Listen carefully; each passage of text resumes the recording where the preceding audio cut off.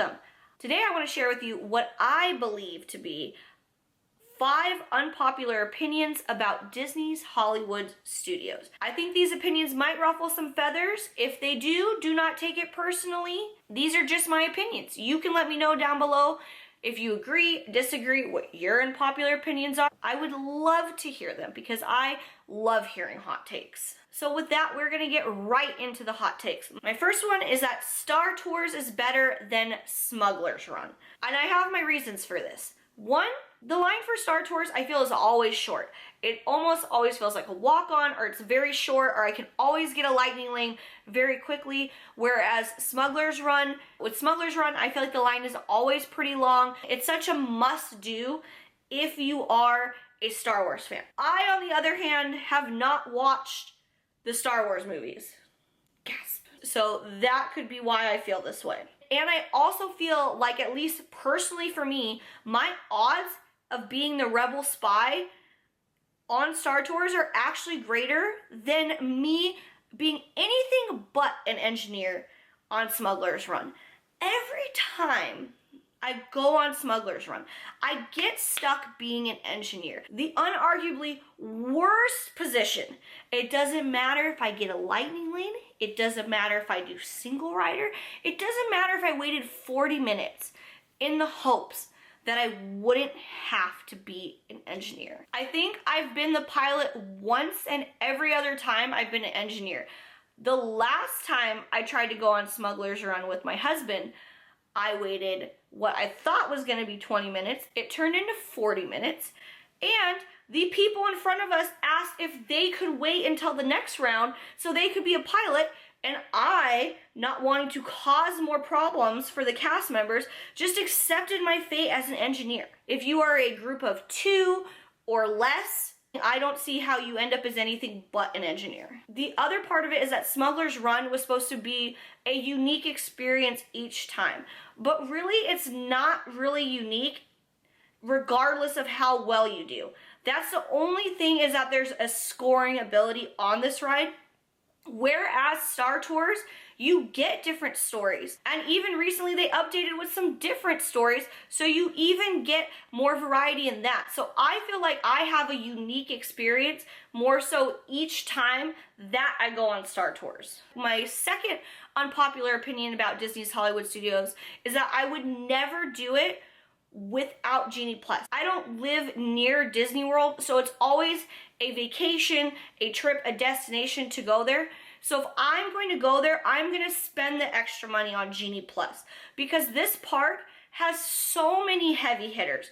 I think almost everything is a heavy hitter. The only 2 attractions I think that you probably don't need Genie Plus for and you can get on pretty quickly are Star Tours and Muppets 3D. I also think Genie Plus is necessary if you want any chance of being able to have that time to see the shows. I love Indiana Jones Stunt Spectacular. I love Fantasmic. I like Beauty and the Beast. And if you don't have Genie Plus, you are gonna be waiting in very long lines if your goal is to hit all the rides first and foremost. And I love to be able to have chill time around the parks.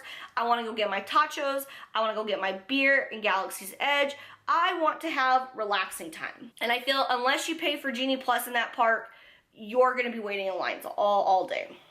Or you're not gonna hit all the rides. My next unpopular opinion is that I am happy that the Great Movie Ride got replaced by Mickey and Minnie's Runaway Railway. And I say that as somebody who had a lot of nostalgia. So while I love the Great Movie Ride, I think it was time. A lot of those references were already before my time, even some before my parents' time, which is saying something. And definitely the younger generation nowadays is gonna have zero idea what half of those movies are. And I think it's just lost its connection to everybody over time. I think Mickey and Minnie's Runaway Railway is great. It's trackless. I find something new every time I go on it.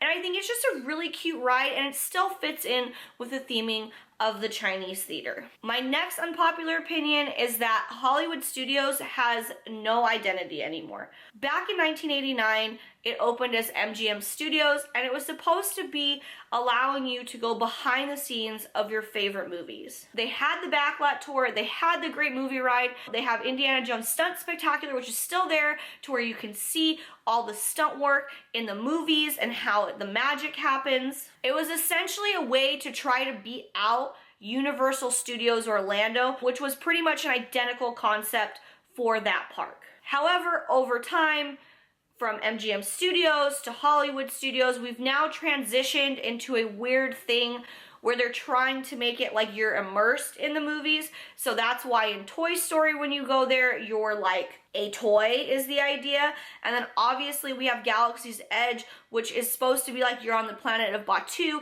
Everyone's wandering around there. There's not really like actors. You're in these worlds. But then you have weird areas like Animation Courtyard, which is almost like a Pixar Studio-esque kind of place.